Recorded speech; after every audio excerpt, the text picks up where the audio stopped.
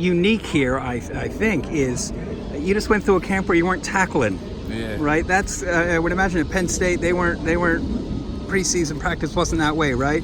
I wonder, what was your sort of take on that? It was definitely different. Like, I'm used to at least going through like a scrimmage where we go into the ground at least once before the game. But like I said, I've been playing football since I was 4 years old. Like, tackling at this point is just something either you know how to do it or you don't. Like, you can always work at it, but at this point, I don't need to tackle a physically human to know how to tackle. Yes, it'll help, but I know enough about tackling to know what things I need to work on technique-wise that I can do on air or with the bag or with an opposing person who's just giving me a good fit.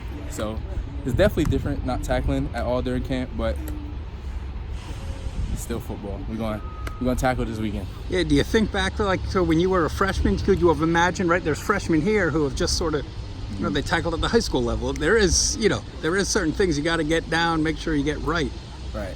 I mean, that's definitely true. Like, coming off of high school, especially what high school you went to, your competition, like, coming to this level, you're going to have to be a more fundamentally sound tackler.